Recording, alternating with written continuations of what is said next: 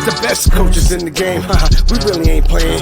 We regroup up in the Slack chat where the coaches debrief. We be piecing these puzzles, occupy the chunk of the pie. Ain't no lie when we hit the block, helmet's casket is top. You be seeing helmet after helmet, helmet after helmet. First place, second place, fifth place, eighth place, 12th place, 15, 16, 20. So many helmets, you got blurred vision, we got too many. Tick your tech. Oh man, shit. They got us fucked up. Army, regroup.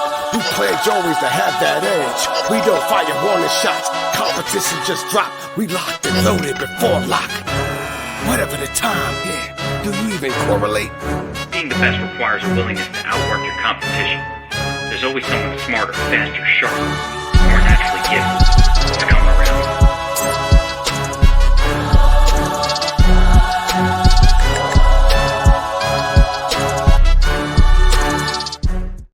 Welcome back, DFS Army. It's Fantasy Fling. We are looking at Yahoo Week 13 DFS main slate. God, these weeks are going by quick, but let's win some money while we still can. Let's take a look.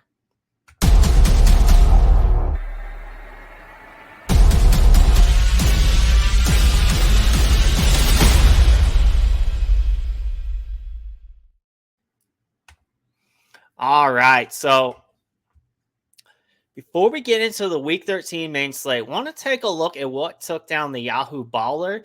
This is the top contest over on Yahoo. I believe it's a $20 entry fee, but it's much easier to win than the Millie Maker because obviously there's only, as you will see, there was 11,000 entries in this contest, and entry fees $20. So, you know, compared to the Millie Maker on DraftKings, which is 200,000 plus, it's obviously a lot easier to win a contest of this nature. And, you know, you can see just by in the points. Now, Yahoo, they do the half PPR. So 196 points won this. But one thing I want to look at, because much like FanDuel, where Scott Newman has taken down multiple GPPs over on FanDuel, you know, if you're a DFS Army VIP and you have access to the tutorials on his setup and streaming, what he's done as far as his back testing, what he's found in his process that works for him, you will see quarterback +2 pretty much across the board in almost all GPPs in a half PPR site, like FanDuel and like Yahoo. So in the Yahoo Baller last week, we had Justin Herbert plus Keenan Allen plus Austin Eckler. Now, you don't always need to force a bring back, and in this case, there were no bring backs, but it was Herbert +2. Also had Rachaad White, 15 points. Josh Jacobs broke the slate. You had to have him last week, as he ended up being 12% rostered in this competition over on Yahoo. And 45 points. Garrett Wilson, 23 points. There wasn't any... not seeing any other sacks. DJ Moore, 18 points. And then obviously Kelsey, 13 points. And Miami D, 18 points. So 196. If you're playing GPPs over on Yahoo, make sure that you do a quarterback +2 stack. It's going to win more times than not in the half PPR site. But let's go ahead and take a look at the Week 13 Yahoo DFS main slate.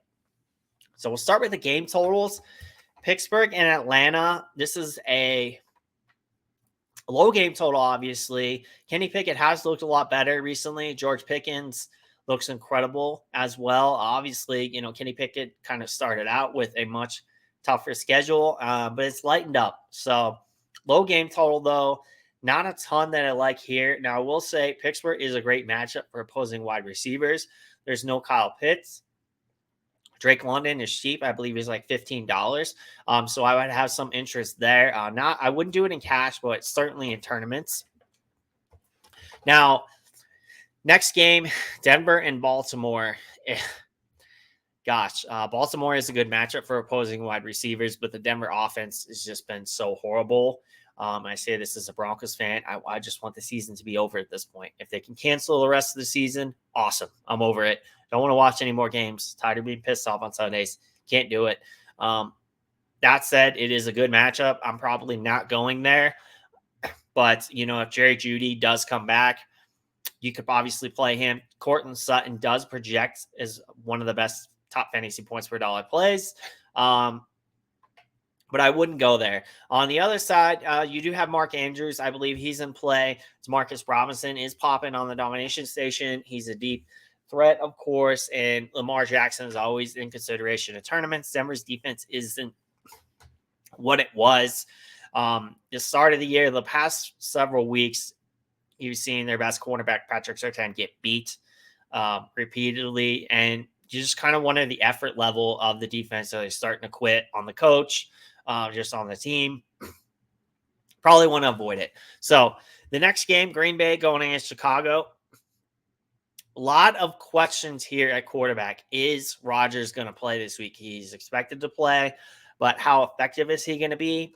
If he does play, are they going to, Chicago has a bad defense, and overall Rodgers has owned Chicago, but this is 2022 and it hasn't been good. Christian Watson has looked good. However, I certainly think he would be a tournament play, and Aaron Jones, because Chicago is just overall, their defense has been poor.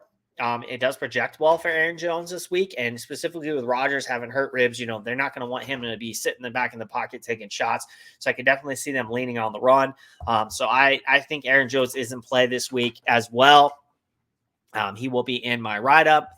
And then on the other side, are we getting Justin Fields back? So if we do, obviously he will have some tournament consideration for me, but with the shoulder, it's iffy, right? So I wouldn't play him at cash because of the injury, but in tournaments, he's certainly in play.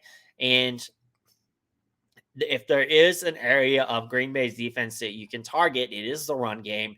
And I do believe with Chicago, they do project well running the ball between Fields and definitely David Montgomery. You would expect them to lean on David Montgomery if Fields has a hurt shoulder and, not open him up to too many shots.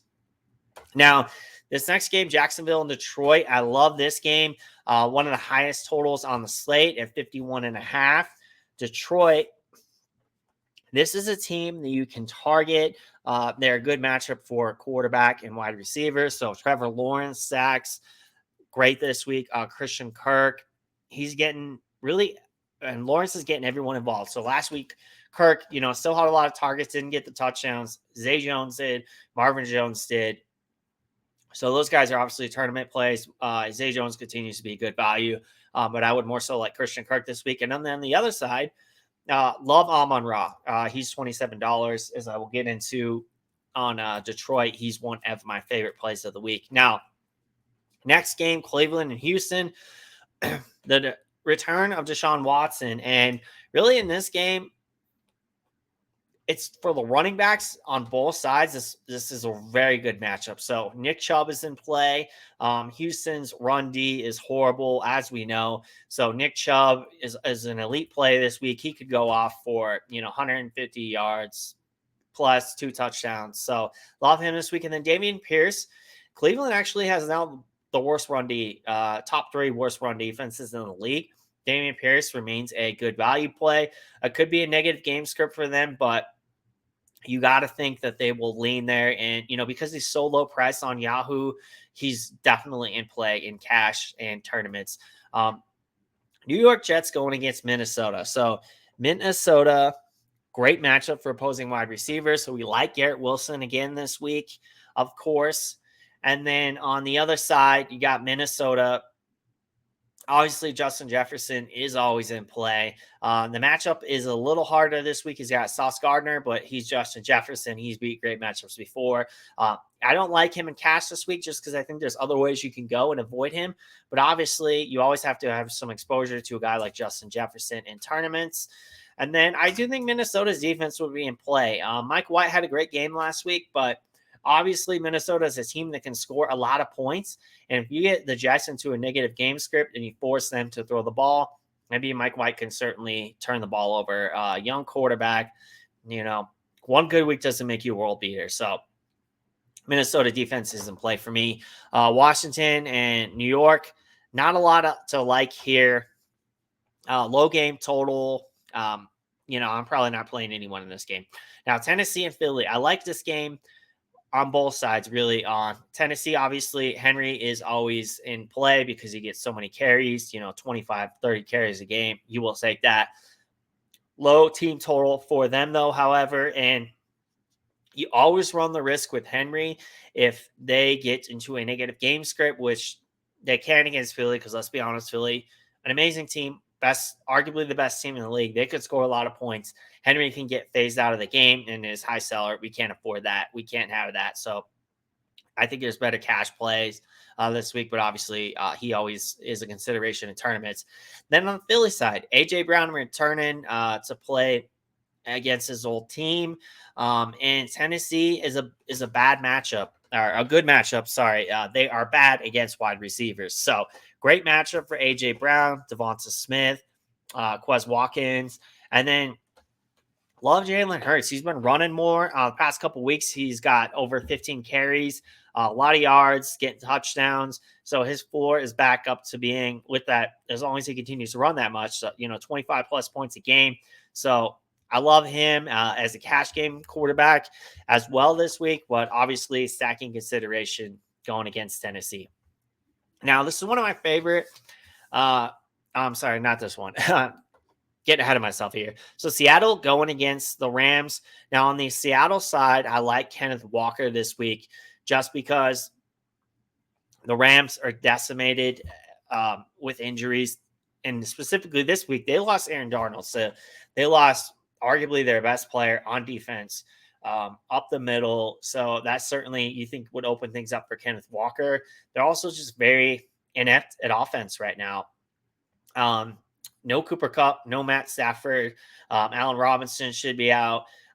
They just cut Darrell Henderson. Akers hasn't been doing anything. So very low team total for them, 16 points. And you got to think if they just can't move the ball and they're unable to score points, and obviously, and then Seattle has the type of defense that can create turnovers too. This can be a lot of opportunities for Kenneth Walker, who's had a lot of volume, some short yardage situations, and he's just looked exceptionally well, of course. Now, Miami and San Francisco, this is a game that I think could go under the radar a little bit just because there's some juicier matchups over 50 points. But you have a lot of firepower in this game. So this is a game I would like to get exposure to in tournaments.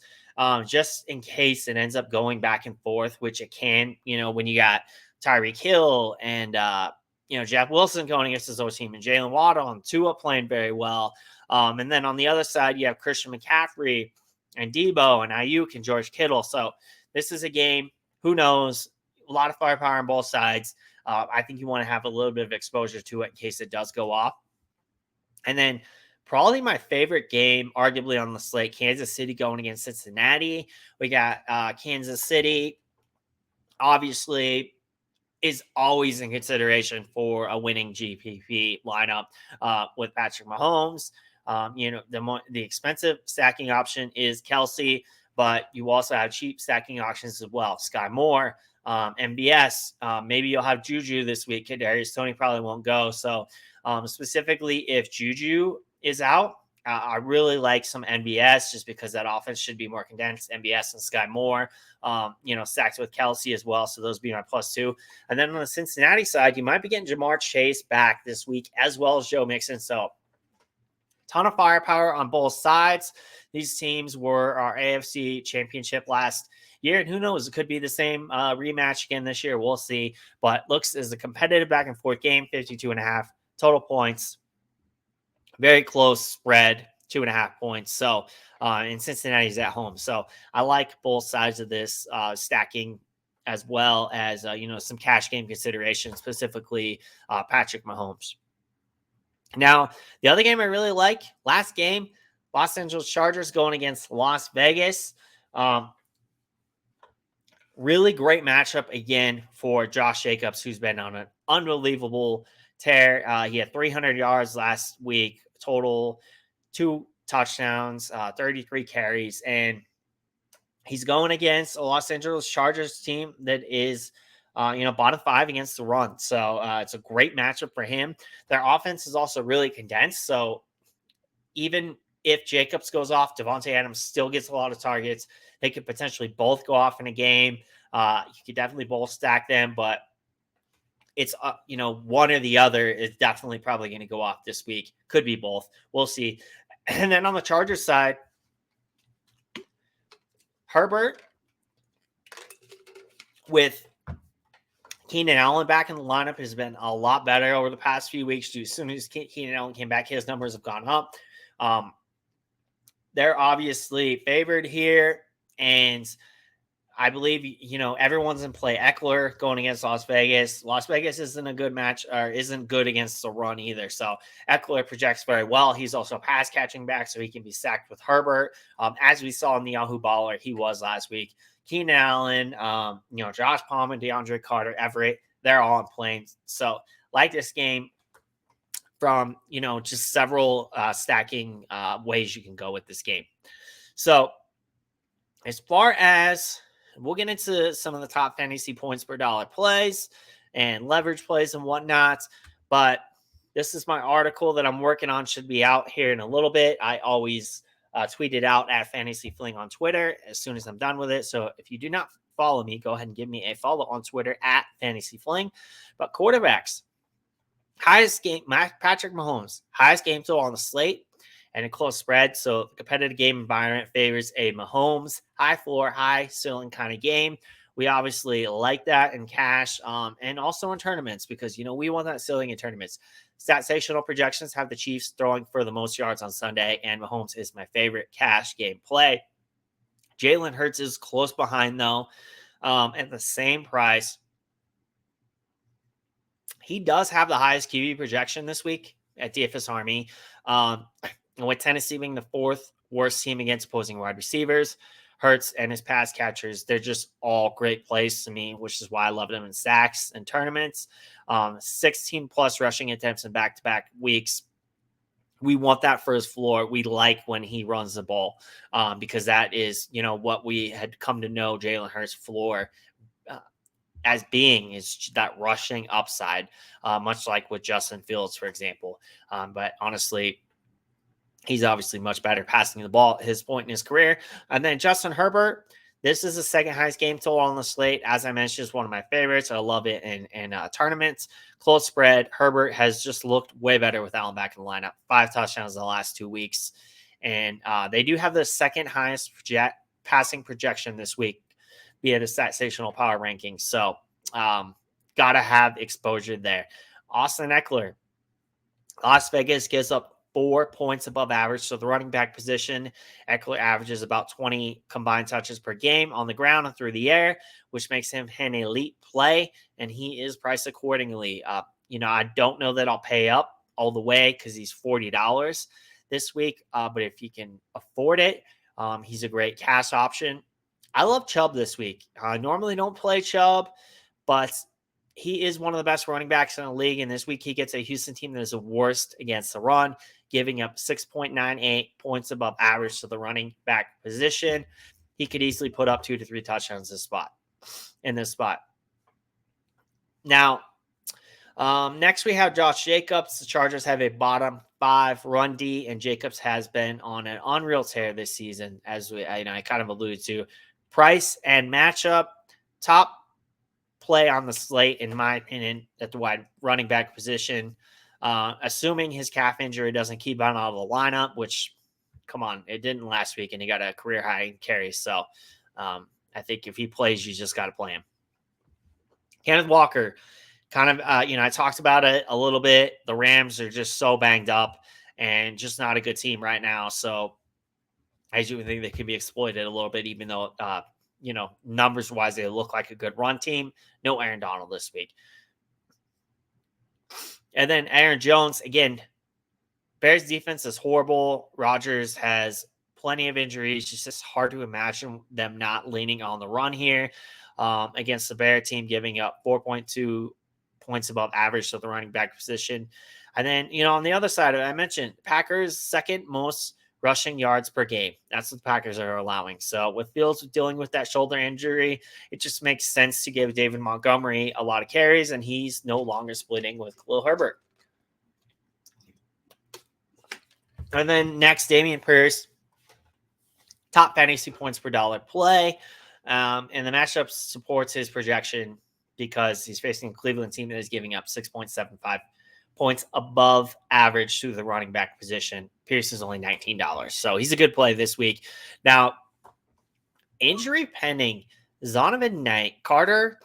Michael Carter left Sunday's game with an ankle injury, and he filled in with Knight filled in with 14 carries for 69 yards.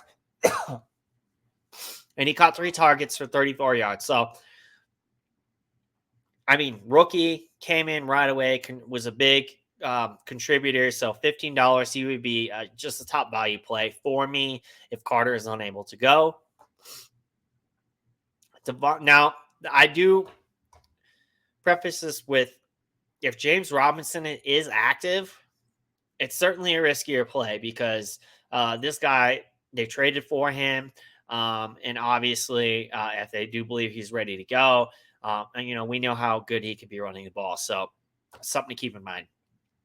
But wide receivers, Devontae Adams. So he's averaging 13.75 targets per game over the past month.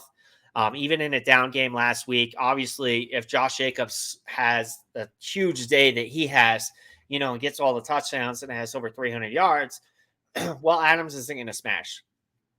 But, last week he still put up 74 yards given, the great day that Jacobs had. So their offense is really condensed. So I love Adams this week as well. AJ Brown, his old team, giving up 6 points above average to the wide receiver position. He's not really getting a lot of targets a game, so he's not a great cash game play for me.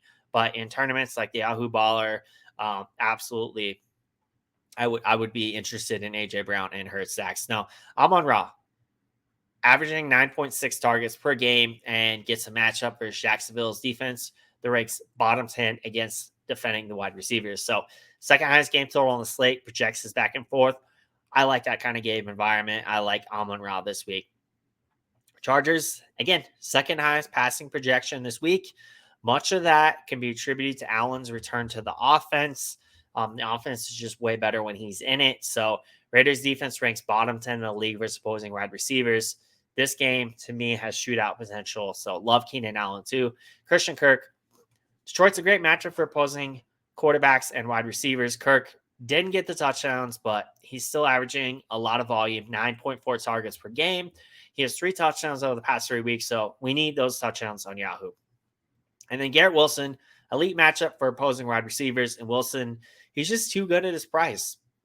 As evidenced last week, he got 95 yards and 2 touchdowns with Mike White under center, which is a QB upgrade from Zach Wilson. And Garrett Wilson, $18, he's cash viable to me. And then Brandon Cooks, top fantasy points per dollar play this week on the domination station. And I just can't fight with the domination station. I lose more times than not, so I just won't do it. Tight ends. Kelsey, top pay-up option per usual at tight end. He has 5 touchdowns in the past 3 games. And this game environment is what we want for Mahomes and Kelsey. I wouldn't go there in cash games, but in tournaments, absolutely. But obviously I won't fault you if you're able to find enough value to pay up for a Travis Kelsey, because he does have the volumes to be cash viable.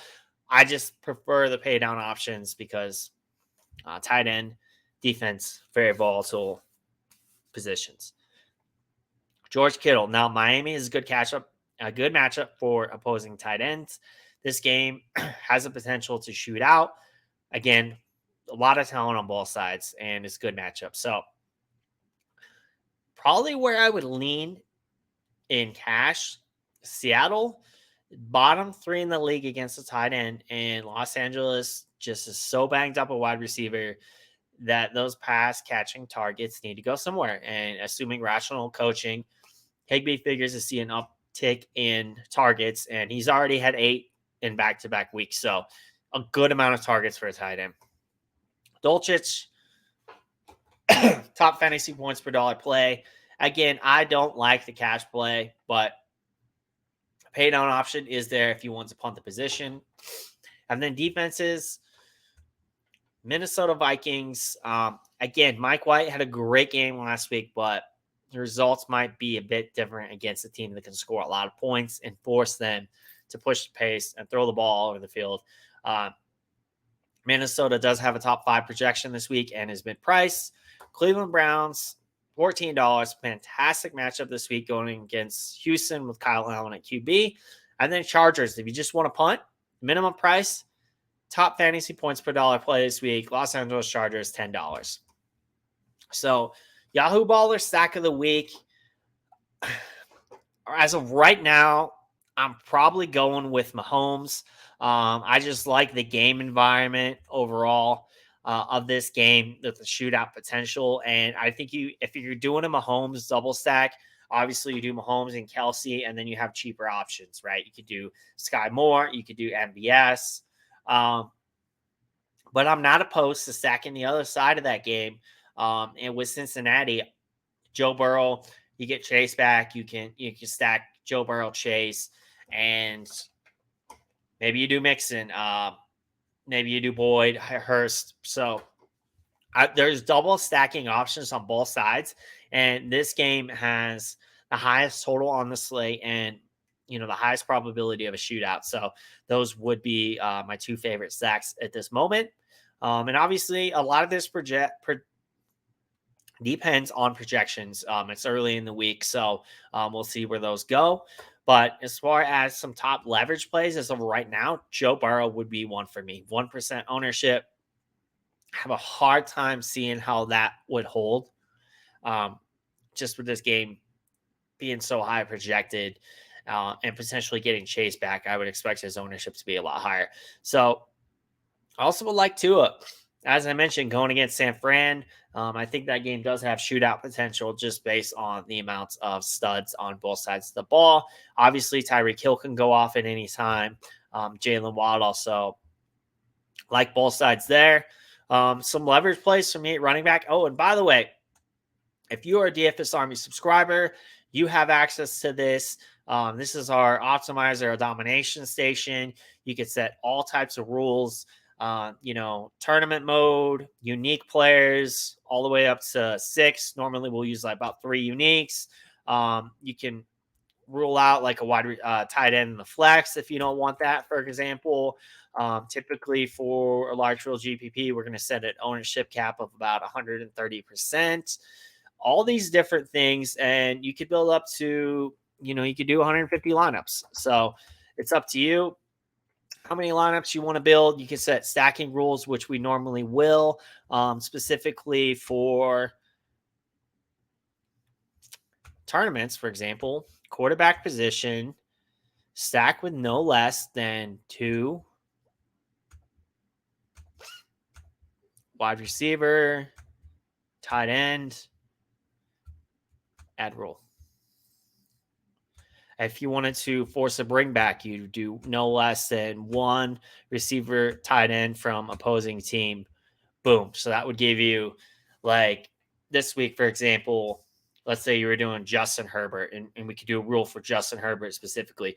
We could do Justin Herbert, and then you would have Justin Herbert plus Keenan Allen, for example, Josh Palmer, and then, bring back with Devontae Adams type stuff. So if you randomly get your lineups to where you just let the domination station spit out the lineups, it's going to do a quarterback of no less than 2 from one team and then a bring back. But then you could be more specific about it, right?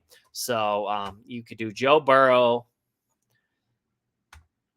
with no less than 2.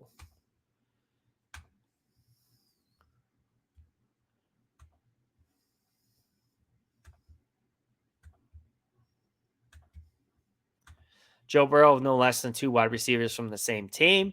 Joe Burrow with no less than 1 wide receiver tight end from the opposing team. So this would give you Joe Burrow plus 2 pass catchers, and then maybe bring back with Kelsey or Juju, MVS, whoever you want. So these are the types of rules that you have really control over the lineups you build. And then, we could set minimum exposures. We could set max if you don't want a ton of, one player. You don't want like 80% exposure to one player, gets injured in the first quarter, crashes your lineup. You could set max exposure to like 30%. So this cycles through all these different places. So there's a lot of different things you can do with this. Being a DFS Army VIP, if you are not, you get 10% off a VIP subscription right now by using code FantasyFling at checkout. So dfsarmy.com. If you like this kind of content, by the way, be sure to like, comment, subscribe, and share, and hit that notification button so you never miss an episode. Now, leverage plays. One of the things I love using the domination station for is seeing projected ownership. Now, obviously, the closer we get to lock, so Saturday and then Sunday morning, this is going to be a lot more accurate. But right now, for example, Derrick Henry at 2%, I would eat that up. Austin Eckler at 6%, I would be way over the field there. Christian McCaffrey, now he's got a little bit of a knee injury potentially, but if he plays, if he's a go, we learned this with Jacobs last week, right? You just got to play him. You got to play studs if they play. Specifically in tournaments, we can't be worried about that. That is how we leverage the field by going 30% exposure, for example, to a guy who's a stud and the field is, under 7% exposure on. So a lot of different studs low owned right now. And, we'll see where this ends up being by the weekend, but these are obviously a lot of potential great leverage plays at running back. And then we'll see where we're at on wide receiver. So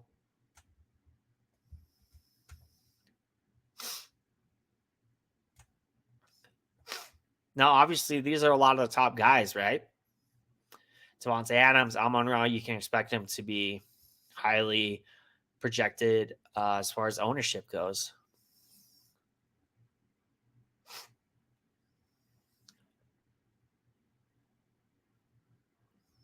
But Juju, they said he could have played.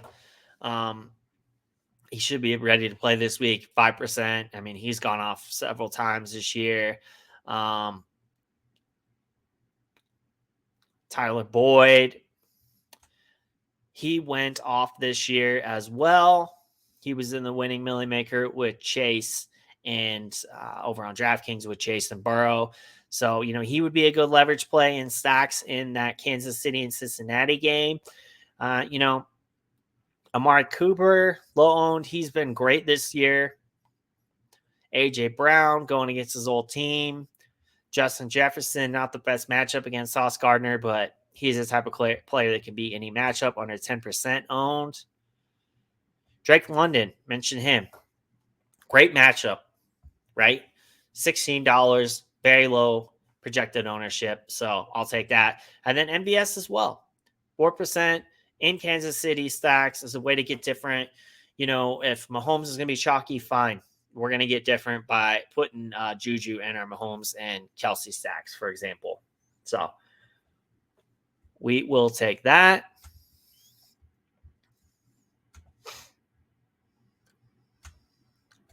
Tight end, typically, this is a position of high variance, so it's a positive EV decision to just play low-owned players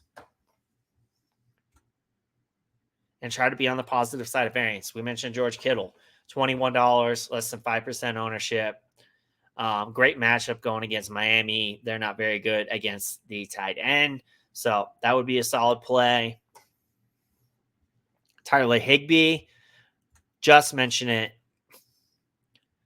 Plethora of injuries to their pass catchers. Young quarterbacks, they tend to target tight ends. He's got back-to-back 8 targets in 2 weeks. He's only $15 going against Seattle, and they're not very good against defending the tight end. So that would be certainly a tight end leverage play that you would look to play as well. Now, last thing I want to talk about, a big part of building your lineups, both for cash games and tournaments, is using the domination station to sort by top fantasy points per dollar. So this will kind of show you some of the best plays on the slate from a fantasy points per dollar. This is their projected based on their salary. Damian Pierce, and obviously this is already updating. So Miles Sanders, David Montgomery, Jeff Wilson, At wide receiver, Brandon Cooks, Marcus Robinson going against Denver, who has given up several big plays deep, and he's a deep threat. Cortland Sutton in that same game going against Baltimore, who is bad against the wide receiver. Some of these prices, you're trying to find them at the right value where they are a low price relative to the role. MVS, he's popping as a top fantasy points per dollar play. And then specifically, in tight end defense, this is often how I will pick my players. Pay down options. What is popping from a value standpoint? So Freiermuth, Tonyan, Hayden Hurst, these are some of the top guys. And then defense, as I mentioned earlier in my list, Los Angeles Chargers going against Las Vegas. Minimum pricing, we'll take that. So I think that's going to do it this week for our breakdown, obviously, of the Yahoo DFS main slate. I wish you all the best of luck. And, of course, as I mentioned, follow me on Twitter at FantasyFling, and I will tweet out the article as soon as I'm done with it.